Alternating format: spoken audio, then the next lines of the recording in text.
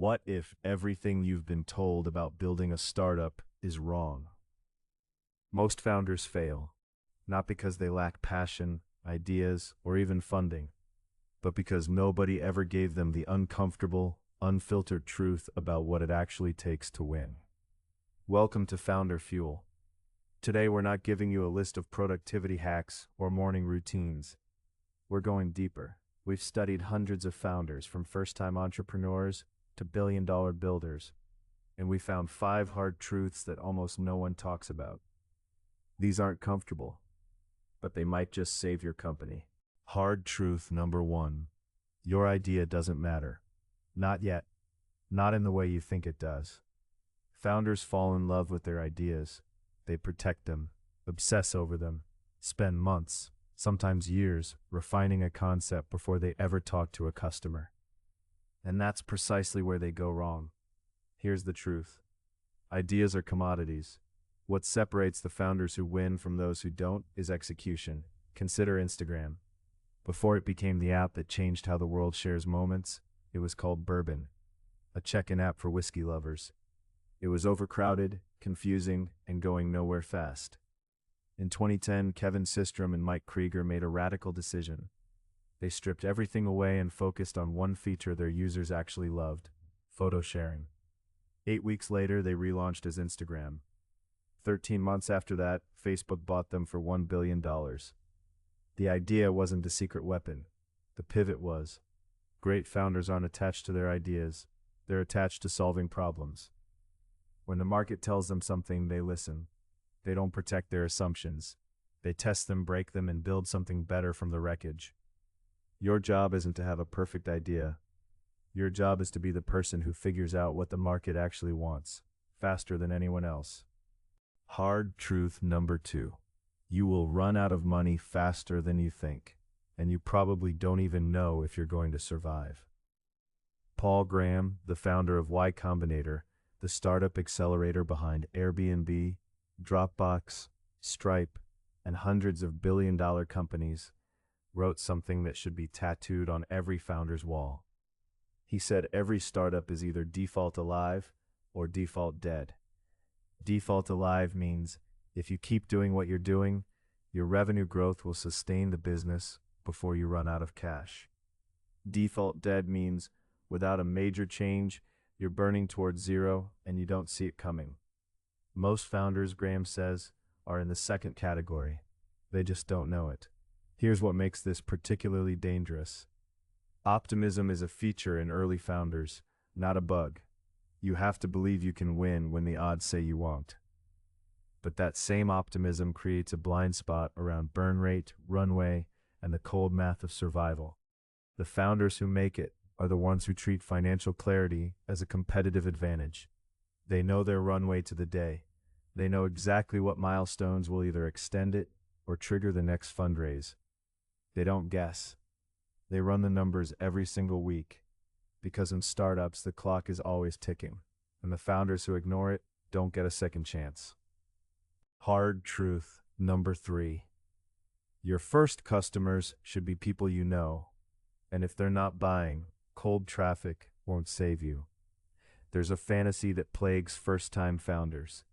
They build a product, launch a website, maybe run some ads, and they wait for the world to discover them. It almost never works. The problem isn't the marketing. The problem is that they're trying to sell a solution nobody's asked for yet, to strangers who have no reason to trust them. The founders who crack product market fit first do it by talking, obsessively, to real people they know, or people in specific communities they're deeply embedded in. Consider Airbnb in its earliest days. Brian Chesky and Joe Gebbia didn't start by building a tech platform and hoping for bookings. They started by going door to door in New York City, photographing listings themselves, talking to every host personally. When Barack Obama won the 2008 Democratic National Convention in Denver, they inflated air mattresses in their apartment and rented them out, not because they had a clever growth hack, but because they needed money and saw a gap. The product came from getting close to the problem. Your first 10 customers will teach you more than your first 1,000 page views. Don't skip the conversations. Don't outsource the sales. Do it yourself, face to face, rejection by rejection. The insight you need is buried in those awkward early conversations, and there's no shortcut to getting it. Hard truth number 4. Speed is your only real advantage, and most founders waste it. Think about what a startup actually has going for it. You don't have the resources of a Fortune 500 company. You don't have their distribution, their brand recognition, their legal and financial infrastructure. What you have, the one thing they cannot replicate, is the ability to move fast. A large corporation spends 6 months getting executive sign-off on a product change.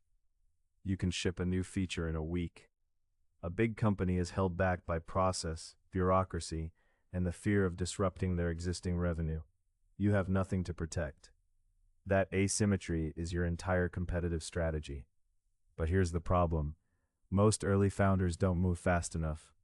They get caught in planning cycles, trying to perfect things before launch, waiting for the right moment. There is no right moment. Jeff Bezos, years before building Amazon into what it is today, developed what he called the regret minimization framework. He asked himself, when I'm 80 years old, looking back at my life, will I regret not trying this? The answer was no, and he left his Wall Street job in 1994 to start a bookstore out of his garage. The window of opportunity for any startup is narrow. If you don't move on your insight now, someone else will. Shipping imperfect work and learning from real users is infinitely more valuable than waiting to ship something perfect that arrives too late. Move, iterate, win. Hard truth number 5. Building alone is a death sentence. The startup world is obsessed with the myth of the lone genius, the solitary visionary who sees what nobody else can and builds an empire from a garage. But the data tells a completely different story. Studies across hundreds of startups consistently show that solo founders are far more likely to fail than founding teams. Why? Because building a company is not one job, it's 10. You need someone who can sell when you want to build, someone who challenges your assumptions when your conviction starts to drift into delusion, someone who covers for you when you hit the inevitable wall. Steve Jobs didn't build Apple alone. Steve Wozniak's engineering genius was the foundation that Jobs' vision needed. Larry Page had Sergey Brin, Bill Gates had Paul Allen, Mark Zuckerberg had Dustin Moskovitz and Eduardo Saverin. The pattern isn't coincidence, it's architecture, and if you're not building with a co-founder, you need to at least build a network, advisors, mentors, a community of founders who've already made the mistakes you're about to make. The founders who make it don't succeed alone. They build a support system that multiplies their output and catches them when they fall. There they are. 5 hard truths that most startup advice never tells you. Your idea doesn't matter as much as your execution. Know your runway or you're already losing. Sell to people you know first. Move faster than feels comfortable. And never build alone. If this hit home for you, subscribe to Founder Fuel. We publish deep dives like this every week, designed to give you the real playbook, not the polished version. Drop a comment. Which truth hit hardest? We read every single one.